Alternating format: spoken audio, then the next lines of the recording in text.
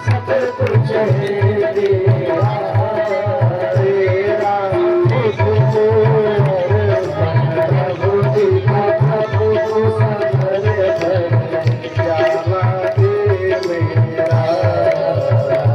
ओम जय जगदीश।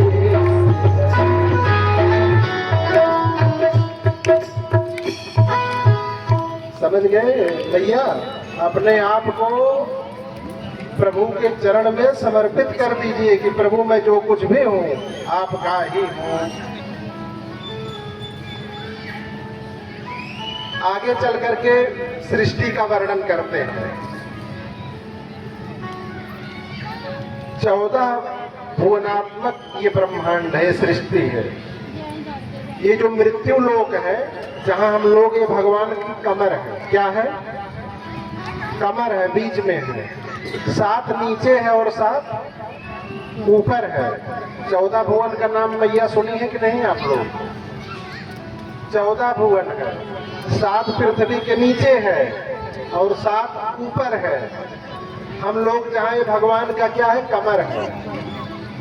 बोलिए राधा रानी सरकार की जय। क्या बोलना पड़ेगा? और धीरे धीरे नहीं, बोलिए। क्या? जब तक बोलेंगे नहीं आप लोग हृदय से जयकारा, तब तक कथा आगे नहीं चलेगी। तो क्या बोलना पड़ेगा? हाँ, ये बात। 14 भुवनात्मक ये सृष्टि है। 7 नीचे 7 ऊपर। तो नीचे के जो 7 है उनका क्या क्या नाम है महाराज? सुन लीजिए। अतल, बीतल, सूतल, तलातल, रसातल, महातल और पाताल। ये जो पाताल है भगवान के पाँव के तालू। क्या है? पाताल। ऊपर भी 7 है। क्या है? भू, भुवः, स्वः, मह, जन और जन, तप और सत्य। ये जो सत्य लोक है भगवान का मस्तक है। क्या है? समझ में आया भाई? हम लोग कमर के पास है भगवान के। भगवान के चरण का तालु पताल लोक है और सत्य लोक क्या है? भगवान का सिर है। ये सारा ब्रह्मांड परमात्मा का ही स्वरूप है। और ब्राह्मण, क्षत्रिय, वैश्य और शूद्र, ये चारों वर्ण जो भगवान के ही अंग हैं। किसके अंग हैं? भगवान के। सुखदेव जी महाराज कहते हैं, परीक्षित, उस परमात्मा ने जगत में जन्म दिया और जीव को भोजन का भी सारा प्रबंध कर दिया। किया कि नहीं? पूरे जीवन रक्षा का प्रबंध। अब देखिए कैसे प्रबंध करते हैं। जब बालक हम और आप जब माँ के पेट में थे तो वहाँ नाल के माध्यम से पूरी व्यवस्था बनाई कि नहीं? जैसे बाहर संसार में आए तुरंत दूध की व्यवस्था की कि नहीं? उसके पहले माँ के स्तनों में दूध नहीं आता है। कब आता है? जब बालक बाहर आ जाता है, तुरंत परमात्मा उसके लिए व्यवस्था करते हैं। वो चाहे मनुष्य का बच्चा हो, चाहे किसी जीव का बच्चा हो, सबके लिए अपने क्षीर सागर। कहाँ रहते हैं भगवान? क्षीर सागर में। क्षीर सागर से डायरेक्ट सप्लाई हो जाता है। होता है कि नहीं? तो भगवान सबके लिए व्यवस्था करते हैं। और खाने के लिए जीव को ना जाने क्या क्या बनाए हैं। रहने के लिए पर्वत की गुफाएं बनाए,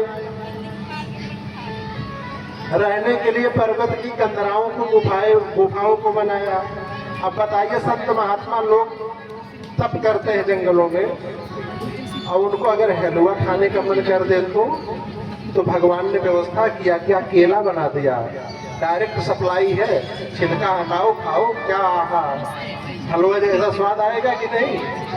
सारा प्रबंध। जल के लिए भगवान ने झरनों को बनाया कि जल पियो। इसके बावजूद भी हमारा आपका पेट नहीं भरता, वृक्ष बनाए फल के लिए, अन्न बनाया, सारी व्यवस्था किया। इसके बाद भी मनुष्य का ऐसा पेट है कि भरने वाला नहीं, न जाने क्या क्या दूसरों की हिंसा करके खाता है। देखिए, जीवन में एक चीज का संकल्प लेना चाहिए। अगर हम किसी को कष्ट पहुंचा करके अपने पेट को भरेंगे तो हमारा कल्याण होने वाला। जितना हमारा अधिकार है इस प्रकृति के अंदर उतना उस जीव का भी है, लेकिन हमारे पास शक्ति है तो उसको बलपूर्वक पटक के काट देते हैं। यही तो है, वो निसहाय। क्या उसको दर्द नहीं होता होगा? ये गोली कट जाती है महाराज। अभी यहाँ आने से पहले हम बाइक से गिर गए थे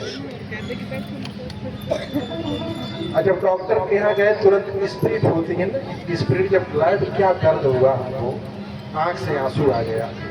और अभी 1 हफ्ते पहले की बात है, तुरंत कथा में आना था, हमने कहा भगवान ने पार करे। तो हमारी ये उंगली कट जाती कितना दर्द होता है, और उसको लोग मार करके काट करते केवल क्या, जीव के स्वाद के लिए। खाया, बात खत्म। ये बहुत गलत बात है। व्यक्ति को शाकाहारी बनना चाहिए और जीवों के ऊपर दया करना चाहिए। जिसने जीवों पर दया करना सीख लिया तो समझिए परमात्मा की भक्ति उसके अंदर आ गई।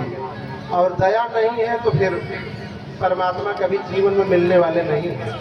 ये मत सोचिए कि हम कुछ भी करेंगे और भगवान मिल जाएंगे, एकदम नहीं मिलेंगे। तो हर चीज की परमात्मा ने व्यवस्था किया हमारे आपके लिए।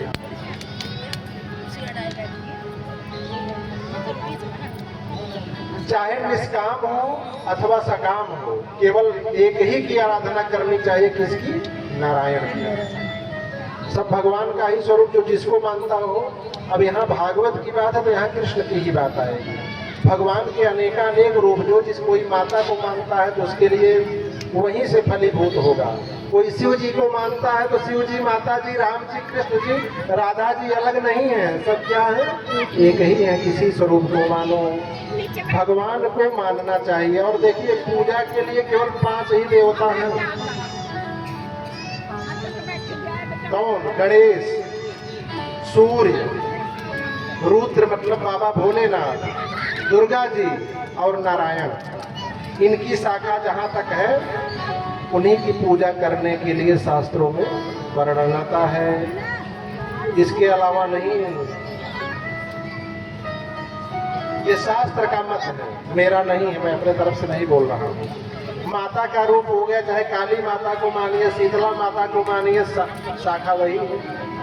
शिव जी में चाहे हनुमान जी को मानिए, चाहे भैरव जी को मानिए, है कि नहीं? मैं इनका नहीं लगाती, मैं अपनी वॉइस लगाती हूँ। चाहे मसान स्वरूप में मानिए, चाहे शुद्ध स्वरूप में मानिए, है शिव जी। क्यों? नारायण वाली लाइन में चाहे कृष्ण को मानिए, चाहे राम राम कहिए। 24 अवतारों में से किसी का नाम लीजिए, बात वही है। ये है। तो निष्काम